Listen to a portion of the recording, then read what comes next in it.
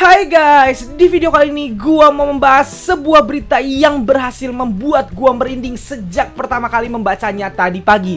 Berita yang gue yakin udah diketahui oleh seluruh ARMY di seluruh dunia, bahwa BTS akhirnya berhasil masuk dalam nominasi Grammy Awards. Dan ya, untuk para ARMY, di video kali ini gua bukan hanya ingin menyampaikan beritanya, tapi gue juga ingin membahas tentang BTS-nya, Grammy-nya, kesempatan BTS untuk memenangkan Grammy ini, dan K-pop setelah BTS berhasil blow up dan masuk pasar Amerika. So, video ini mungkin agak panjang, jadi gue menyarankan lu untuk menontonnya di tempat yang enak, yang rileks. Silahkan cari tempat dulu supaya enak nonton ini sampai habis. Oke guys, untuk memulai bahasan kali ini, gua akan membacakan dulu beritanya yang sampai ke Indonesia. Gua akan mengutip beritanya berdasarkan portal berita Kopamax di Instagram yang berjudul BTS dinominasikan di Grammy Award untuk kategori Best Pop or Duo Group Performance. Nih gua bacakan dulu beritanya ya.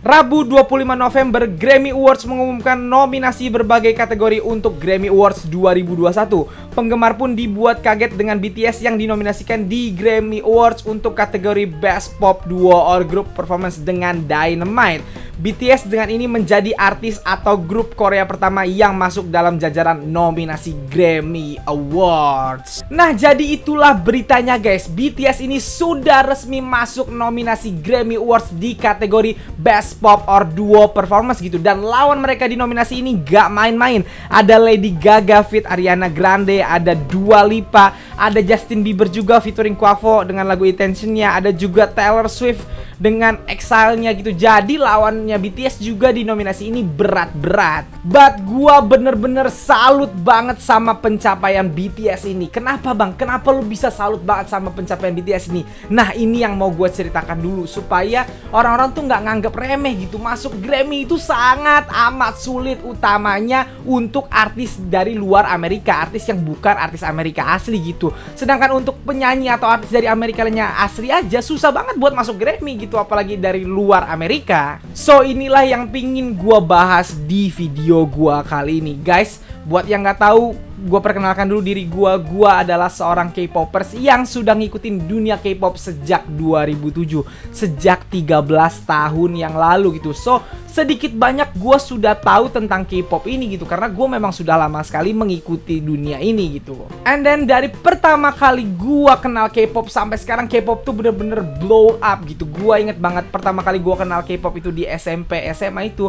Gue pikir ini hanya akan jadi sensasi sesaat gitu, kayak besar sesaat abis itu akan hilang gitu. Tapi ternyata enggak, K-pop itu terus membesar dan semakin besar dan semakin besar gitu. Dan gue baru sadar kalau ini juga ternyata udah jadi agenda dari pemerintahnya. Makanya K-pop itu bisa semakin besar gitu. Itu hebatnya pemerintah Korsel terhadap mendukung budayanya gitu, terhadap mendukung seninya gitu, sehingga K-pop bisa sebesar sekarang. Dan ya, gue suka banget sama K-pop ini, sama dunia Korea entertainment ini. Kenapa bisa segitunya bang? Ya karena gue menganggap industri Korea ini, industri hiburan Korea ini punya kemampuan untuk terus berkembang, bahkan menjadi pusat industri baru menurut gua ke depannya. Kenapa bisa gitu? Mari kita jujur-jujuran. Kalau ditanya siapa sih artis internasional, pasti semua orang akan bilang atau merujuk ke artis-artis Amerika. Kenapa? Karena pada dasarnya kita harus mengakui bahwa Amerika ini sudah memonopoli dunia entertainment di seluruh dunia gitu. Karena buat kita kalau misalnya dari Amerika itu tandanya itu seniman dunia gitu. Pokoknya kalau yang dari Amerika itu udah pokoknya seluruh dunia bakal tahu. Pokoknya udah langsung besar aja tanpa harus usaha atau effort banyak gitu. Karena emang Amerika itu dunia industrinya udah lama dan benar-benar dipupuk secara besar sama mereka, dipasarkan secara benar dan besar oleh pemerintahnya gitu. Dan gue suka sama artis-artis Amerika. Gue juga ngikutin musik, film, semua yang dari Amerika gue juga ngikutin gitu. Tapi gue ngerasa dominasi mereka itu sudah berlebihan dan agak curang menurut gua. Kenapa bang? Kok curang? Karena kan enak kalau misalnya lu lahir di Amerika, lu orang Amerika, terus lu mau jadi penyanyi, terus lu bikin lagu, terus lu terkenal di Amerika, otomatis secara langsung lu bisa terkenal di seluruh dunia gitu. Bener kan? Kalau lu lahir di Indonesia, lu punya bakat seni, misalnya lu bisa nyanyi, lu bisa bikin lagu, akhirnya lu bikin lagu, lu nyiptain lagu Indonesia gitu, dan lu terkenal di Indonesia. Apakah lu bisa disebut sebagai artis dunia, artis internasional? Enggak. Tapi kalau lu di Amerika hanya dengan lu bikin lagu, ya tentunya langsung berbahasa Inggris karena lu orang Amerika gitu. Dan sekali bikin lagu, sekalinya top di Amerika, lu langsung dapat attention dari seluruh dunia karena pasarnya sudah seluruh dunia Amerika ini. Jadi agak curang gitu. Kita yang lahir di Amerika sama kita yang lahir di negara lain itu dapat keuntungan yang jauh berbeda gitu. Dan Amerika sudah memonopoli itu sejak lama gitu. Jadi orang-orang dari negara-negara lain kalau lo mau terkenal atau mau dianggap artis internasional, lo harus promosi ke Amerika, lo harus ke Amerika, lo harus bikin lagu di Amerika, lo harus bernyanyi dengan bahasa Inggris, baru bisa dianggap sebagai artis internasional gitu. Dan sejak dulu tidak ada satu negara pun yang bisa berdiri sejajar sama Amerika atau menjadi lawannya Amerika. Ada kecil-kecil doang gitu, kayak Jepang musiknya disukai sama orang tapi masih limited gitu orang-orang yang suka. Belum jadi mainstream di seluruh dunia gitu. Sampai akhirnya Korea muncul dengan dunia entertainmentnya, dengan K-pop, dengan movie, dengan dramanya gitu, dengan variety show-nya. Mereka blow up dan semakin besar tiap tahunnya. Nah, waktu pertama kali gue kenal K-pop bahkan belum masuk di Indonesia. Waktu itu bahkan belum pernah ada yang pakai istilah K-pop gitu. Sampai akhirnya masuk ke Indonesia dan masuk ke pasar-pasar Asia gitu. Dan gue pikir waktu itu cuma sensasi sesaat, ternyata enggak. Terus membesar sampai ke Eropa, sampai ke Amerika Latin, sampai ke Arab bahkan, dan sampai masuk ke Amerika. Tapi sayangnya K-pop saat itu masuk ke Amerika hanya sebagai pasar yang limited gitu. Hanya orang-orang tertentu juga di Amerika. Belum masuk ke pasar mainstreamnya. K-pop belum diakui sebagai pasar yang sejajar sama Amerika saat itu gitu. Sampai akhirnya BTS muncul. Nah, di sini nih yang gua salut banget sama BTS. BTS ini memulai invasinya di Amerika kan sejak secara mengejutkan BTS masuk dalam nominasi Top Social Artist di Billboard Music Awards gitu. Dan mereka menang di tahun tersebut. Sakti nggak tuh BTS sama ARMY? Mereka menang mengalahkan juara bertahan yang sudah bertahun-tahun menang, yaitu Justin Bieber dengan Believers-nya. Dan tentunya hal tersebut mengejutkan khalayak Amerika gitu, karena baru tahu nih ada grup dari luar Amerika yang fansnya ternyata banyak banget dan bisa ngalahin fandom dari Amerika sendiri gitu. Karena fandomnya artis Amerika kan seluruh dunia, kan tadi gue udah bilang kalau pasar mereka itu udah langsung dunia gitu. Dan ternyata ada pasar dari negara lain yang bisa ngalahin mereka gitu. Dan tentunya itu mengejutkan seluruh artis di Amerika kayaknya, dan di seluruh dunia gitu, bahwa BTS dan ARMY-nya ini ternyata kuat banget dan solid banget gitu. Tapi ya namanya Amerika, mereka sudah biasa jadi superpower, negara yang paling besar gitu, ngerasa negaranya paling besar gitu. Ketika BTS akhirnya hit di tahun 2017 itu dan mereka ngundang BTS itu selalu dilabeli sama mereka sebagai K-pop sensation. Mereka berusaha menyamakan BTS dengan Psy di tahun 2012. Buat yang nggak tahu, sebelum BTS itu sudah ada namanya Psy dengan Gangnam Style-nya yang juga berhasil masuk pasar Amerika gitu. Bahkan saat itu Psy berhasil juga tampil di banyak ajang penghargaan tinggi di Amerika seperti American Music Awards juga gitu. Dan jujur aja nih, waktu zaman Psy itu gue bahkan ngeliat Psy tampil di American Music Awards tuh gue sampai nangis gitu. Kenapa? Karena itu pertama kalinya gue ngeliat ada orang yang bisa tampil di depan artis Amerika, bukan di depan rakyat biasa gitu ya. Kalau di depan rakyat biasa mah artis K-pop udah lama gitu konser di Amerika, tapi ini bener-bener di depan artis-artis penyanyi-penyanyi besar di Amerika. Dia nyanyi bahasa Korea di depan mereka dan bikin semua artis itu joget gitu. Psy dulu melakukan itu dan gue nontonnya bener-bener sampai keluar air mata, kayak wah keren banget ini orang ketika itu. But sayangnya harus gua akui, Psy tidak bisa mempertahankan popularitasnya di Amerika gitu. Dia tidak bisa menciptakan Gangnam Style lain setelah Gangnam Style itu sendiri gitu, sehingga disebut sebagai sensation aja atau sensasi sesaat aja gitu. Dan media Amerika berusaha melabeli BTS seperti itu ketika BTS akhirnya berhasil menang Top Social Artist di Billboard Music Awards gitu. Mereka mungkin mikirnya juga, BTS paling kayak Psy meledak sebentar abis itu udah gitu. Tapi ternyata tidak begitu guys. BTS membuktikan kalau mereka itu memang benar-benar merangkak pelan-pelan dan tidak gampang jatuh gitu. Tiap tahunnya BTS justru semakin besar dan semakin besar.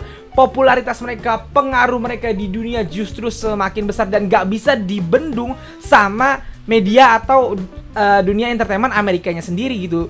Bahkan akhirnya BTS benar-benar promosi ke sana, benar-benar diundang ke acara-acara besar di sana, tampil di acara-acara besar di sana. Bahkan BTS berhasil masuk di semua ajang penghargaan besar di Amerika kecuali Grammy saat itu. Mereka berhasil masuk American Music Awards, mereka berhasil masuk Billboard Music Awards, mereka berhasil masuk MTV VMA gitu, dan banyak lagi gitu. Dan bukan cuman masuk nominasi, mereka juga menangnya bukan cuma 1-2 nominasi tapi banyak nominasi, sehingga BTS ini tidak terbendung lagi. Mereka itu sekarang udah gak bisa dibilang K-pop sensation lagi. BTS sekarang the real artis gitu, yang sudah sejajar sama artis-artis dari Amerikanya sendiri. Dan sekali lagi gua respect banget sama BTS yang berhasil melakukan itu. Tapi dari semua pencapaian BTS di Amerika yang sudah segitu besar, mereka bahkan jadi cover majalah Time, mereka berhasil menjadi pembicara di PBB, mereka menjadi duta A, duta B, duta C, banyak banget yang dilakukan sama BTS. Tapi ada satu hal yang gak bisa ditembus BTS saat itu, yaitu Grammy Awards. Satu-satunya awards yang belum bisa ditembus sama Grammy. Kenapa sih nembus Grammy ini susah banget? Nah, ini yang mau gue bahas guys. Grammy itu memang ajang penghargaan tertinggi di Amerika sana gitu, dan karena di Amerika jadi juga dianggap sebagai ajang penghargaan tertinggi di dunia gitu. Impian banyak musisi mendapatkan nominasi atau bahkan menang di sana gitu. Jadi dapat nominasi aja udah jadi impian bagi musisi gitu. Dan bukan cuma musisi di seluruh dunia, di Amerikanya sendiri juga itu jadi impian gitu, dapat Grammy. Karena kalau dapat Grammy itu kayak lu udah dapat pengakuan gitu kalau lu memang musisi hebat. Jadi buat yang nggak tahu, di Amerika itu ada 4 ajang penghargaan yang dianggap sebagai yang terbesar gitu. Di dunia musik namanya Grammy Awards, di dunia film namanya Academy Awards atau Oscar biasanya kita tahunya. Di ajang TV, di ajang acara TV seperti variety show-nya, seperti sinetronnya atau TV seriesnya itu namanya Emmy Awards. Kalau untuk teater dan Broadway itu namanya Tony Awards. Nah, 4 ajang ini punya sistem yang hampir mirip, yang memang akhirnya sulit ditembus oleh banyak seniman gitu. Sistemnya gimana bang? Kalau di ajang penghargaan lain seperti Billboard Music Awards, American Music Awards itu masih ada yang namanya voting fans gitu. Masih ada campur tangan fans untuk menentukan pemenangnya. Sedangkan di 4 penghargaan tadi yang gue sebutin itu tidak ada campur tangan fansnya. Mereka murni dinilai berdasarkan juri panel. Nah, juri panel dari keempat penghargaan itu dipilih dengan sangat teliti gitu, dipilih dengan baik gitu, terdiri dari orang-orang yang kompeten di bidangnya. Kalau di Oscar nama juri panelnya adalah AMPAS gitu, yang terdiri dari orang-orang yang ngerti di bidang perfilman, entah dari sineas filmnya sendiri, dari kritikus film, dari jurnalis film, dari pokoknya orang-orang perfilman di seluruh dunia bahkan. Jadi anggotanya itu ada di setiap negara juga ada gitu, yang memilih pemenang untuk kategori-kategori di Oscar sendiri gitu. Begitu juga dengan Grammy, isinya adalah musisi, ada juga jurnalis musik, ada juga kritikus musik. Pokoknya dari seluruh dunia juga ada perwakilannya gitu. Jadi juri untuk Grammy ini benar-benar gak main-main gitu. Dan untuk masuk nominasi itu lo harus masuk dalam penilaian juri ini gitu. Jadi walaupun dia terkenal banget, fansnya sedunia, masuk Grammy juga tetap belum tentu bisa gitu, karena dinilai berdasarkan kemauan dari para juri-juri yang dianggap sebagai orang yang kompeten di bidangnya ini. That's why bahkan artis-artis Amerika, bahkan penyanyi-penyanyi Amerika yang lu tahu terkenal banget namanya juga nggak bisa masuk ke situ dengan mudah gitu. Susah mereka untuk masuk itu. Dan udah masuk pun mereka belum tentu menang. Bahkan ada banyak yang terkenal banget tapi nggak pernah menang Grammy sampai sekarang gitu. Karena memang berdasarkan panel juri ini tadi gitu.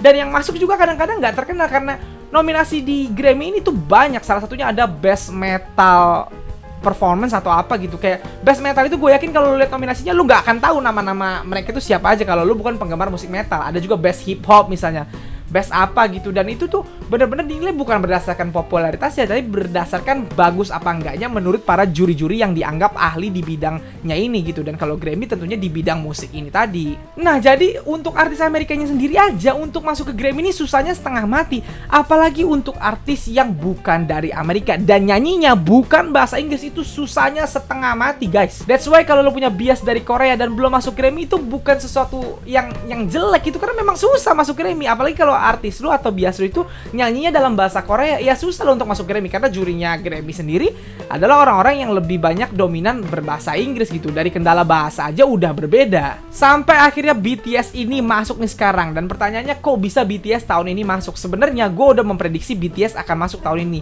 lewat Dynamite. Kenapa? Satu, Dynamite ini benar-benar mendobrak dinding yang selama ini menjadi batas terbesarnya BTS gitu, yaitu bahasa gitu. Bahasa itu selalu jadi dinding tebal BTS untuk masuk ke Grammy gitu, karena bahasanya bahasa Korea kan lagu mereka biasanya.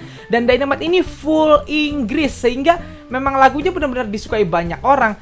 Terbukti dari lagu ini tuh bahkan berhasil nangkring di Billboard 100 di posisi 1 loh. Bayangin, posisi 1 itu pernah didapetin sama artis Asia itu tahun 1960-an terakhir. Udah 50 tahun lebih nggak pernah ada artis Asia yang berhasil nangkring di posisi 1 Billboard 100 gitu. Dan BTS berhasil, gila nggak nih grup? Dan lo harus mengakui kalau emang Dynamite ini lagu yang enak banget, lagu yang easy listening banget, lagu yang ngepop banget, yang disukai banyak orang gitu. Gue punya banyak temen yang nggak suka K-pop, yang mereka kalau dengerin K-pop tuh kayak apa sih gitu-gitu doang gitu.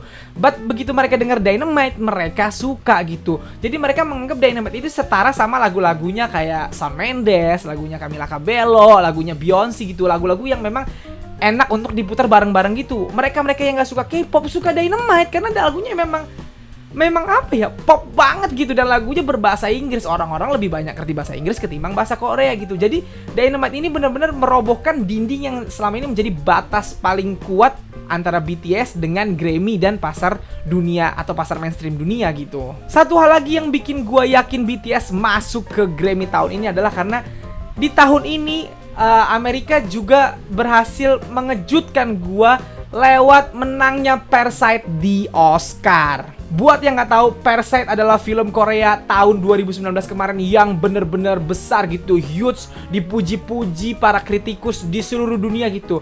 Awalnya Parasite ini berhasil menang di Festival Cannes atau Cannes Film Festival, festival film tertinggi atau terbesar di dunia dianggapnya gitu. Berhasil menang Palme d'Or di sana gitu, dan akhirnya Parasite ini dinominasikan ke dalam Oscar gitu. Selama ini film Korea itu belum pernah masuk nominasi Oscar satu kali pun guys. Padahal film-film Korea ini sudah terkenal sejak awal 2000-an gitu. Tapi film-film bagus mereka nggak pernah berhasil lolos ke Oscar, bahkan hanya untuk masuk ke dalam nominasi atau kategori Best Foreign Film atau film berbahasa asing terbaik gitu. Entah apa yang terjadi antara Amerika dan Korea, kayak anti banget Amerika masukin film-film dari Korea, padahal film-film dari Korea tuh bagus-bagus dan autentik gitu. Sampai akhirnya Parasite kemarin akhirnya masuk. Ya, Parasite memang bagus banget sih gitu dan berhasil menang di Cannes.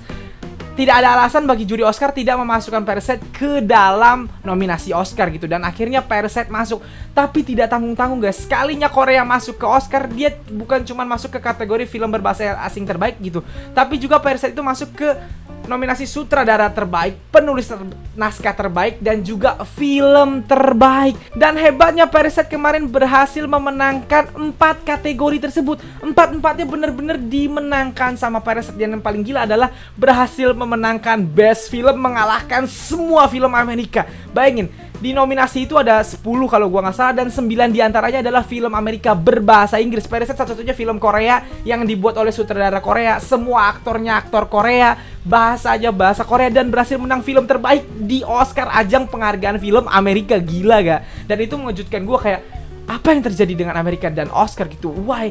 Akhirnya Amerika notice Korea, notice Asia lah secara tidak langsung gitu, dan berhasil memenangkannya. For your information, Parasite ini adalah film berbahasa asing pertama, film berbahasa non-Inggris pertama yang berhasil menang di Academy Awards atau di Oscar gitu. Gila nggak Korea? Lewat film mereka berhasil menjajah Amerika lah, gue bahasanya kemarin itu. Nah, makanya ketika BTS mengeluarkan Dynamite ini, gue udah yakin nih Dynamite. Bahkan gue nulis itu di thumbnail reaction gue waktu gue nge-reaction Dynamite gitu. Gue bilang Grammy BTS is coming gitu kata gue, karena memang menurut gue materinya Dynamite ini memang Oscar banget gitu. Menurut gue bakal ada kemungkinan BTS enggak-enggaknya masuk satu nominasi di Oscar gitu. Dan ternyata bener kejadian, dan gue seneng banget. Gue asli bangun tidur baca itu mau berangkat kerja, gue merinding langsung. Ya ampun, kata gue, keren banget BTS. Akhirnya sejarah baru dalam dunia K-pop ditorehkan BTS. Akhirnya ada grup K-pop yang berhasil masuk nominasi di ajang penghargaan tertinggi di dunia yang dianggap orang-orang seperti itu. Dan satu lagi yang paling gue salut sama BTS adalah bahwa mereka tahu nih sekarang caranya, atau mereka tahu rumusnya supaya mereka bisa makin besar lagi, makin gede lagi, makin dinotis, dan kemungkinan mereka makin jadi makin jadi mainstream tuh. Mereka tahu rumusnya adalah dengan mengeluarkan lagu berbahasa Inggris full gitu seperti Dynamite. Tapi mereka tidak melakukan itu, menandakan bahwa BTS ini anak-anaknya gak ada yang maruk, dan agensinya Big Hit juga gak maruk. Itu terbukti setelah Dynamite. Kemarin BTS baru mengeluarkan full album yang berjudul B, dan lagu-lagunya berbahasa Korea kecuali Dynamite gitu. Semuanya berbahasa Korea dengan tambahan bahasa Inggris sedikit-sedikit seperti lagu BTS sebelum-sebelumnya gitu. Bahkan title tracknya Life Goes On itu berbahasa Korea, dan ini gue salut banget. BTS tahu nih caranya supaya mereka makin besar, tapi mereka memilih untuk tetap kembali ke jalurnya, ke tracknya, bernyanyi dengan bahasa Korea. Dan itu bener-bener sekali lagi bikin gua salut dan respect banget sama ini grup. Gua respect banget mereka, keren banget. Mereka udah nembus batas-batas yang memang tidak bisa ditembus oleh para pendahulunya di K-pop gitu. Dan lu nggak bisa denial sama itu. Gue sering bilang ini ke orang-orang yang berusaha membuat gue membenci BTS. Banyak orang-orang yang bilang ke gue kayak, "Bang, kok lu suka BTS sih? Padahal kan BTS gini, padahal kan fansnya gini gitu." Gue gimana ya? Artisnya tuh gak salah, lu gak bisa membenci artisnya kalau memang artisnya tuh keren. Buat gue BTS ini keren, udah fix, titik, gak bisa diganggu-gugat gitu. BTS, gini nih, gue selalu bilang gini, lu boleh gak suka BTS? Boleh, lu boleh banget gak suka BTS karena itu hak lu gitu. Tapi lu gak boleh denial sama apa yang sudah dicapai sama BTS ini. BTS memang sudah melebihi semua artis K-pop gitu. Dan itu fakta yang gak bisa lu bantah gitu. Jadi kalau misalnya lu gak suka BTS boleh, tapi pencapaian BTS gak boleh lu bantah dan gak boleh lu anggap kecil gitu. Karena bias lu gak bisa sampai ke tahap BTS untuk sekarang gitu. Jadi ya respect aja lah sama mereka gitu. Dan ya buat gua pencapaian BTS ini adalah pencapaian yang akan sangat sulit ditembus oleh para juniornya nanti. Bisa gak kira-kira ada yang ngelewatin BTS bang? Bisa. Akan ada nggak? Gua yakin akan ada. Kapan? Nah ini kapannya yang mungkin menurut gua agak lama gitu. Karena memang BTS ini wow, gue cuma bisa ngomong wow sama ini grup. Gue bahkan agak sedih mengetahui bahwa Jin sedikit lagi akan segera wamil gitu. Karena berarti BTS akan kekurangan amunisi gitu kan. Dan mereka itu memang sangat bagus saat bertujuh gitu. Jadi ya memang agak sedih, walaupun tidak boleh disedihkan banget karena memang itu sudah kewajiban setiap warga negara Korea yang laki-laki gitu. Tapi ya sekali lagi gue nggak bisa ngomong apa-apa sama BTS. Memang lu nggak boleh denial sama apa yang dilakukan BTS sekarang gitu. Dan mengingat gue pernah baca kemarin kalau undang-undang wamil terbaru Korea sudah diperbarui dan orang-orang yang dianggap berprestasi dan mengharumkan nama Korea itu boleh menunda wamilnya sampai usia 30 kalau gua nggak salah gitu. Berarti BTS dan Jin itu bisa menunda sekitar sampai akhir 2021 kayaknya menurut gua gitu. Jadi kayaknya masih ada 1 tahun lagi nih 2021. Semoga BTS masih bisa lebih tinggi lagi. Gue sih berharap di 2022 bahkan mereka dapat Grammy yang dapat nominasi Grammy yang lebih banyak lagi ketimbang tahun ini gitu. Dan ya impian Suga akhirnya tercapai. Suga selalu ngomong kalau tujuan kita selanjutnya adalah Grammy gitu.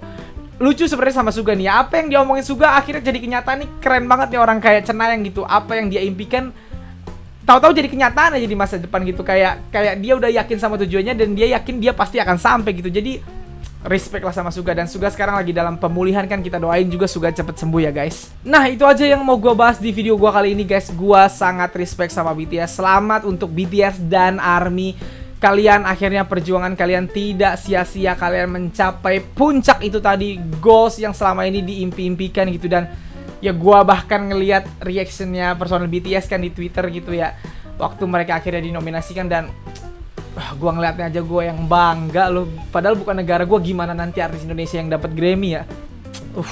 Bakal ya BTS, ARMY sukses terus, respect dari gua gitu. Gua sangat amat menunggu karya-karya selanjutnya dari BTS. I love BTS too. So ya masih pengen sebenarnya ngelihat BTS terus menembus batas baru lagi gitu. Semoga kedepannya semakin sukses lagi untuk BTS dan para ARMY-nya.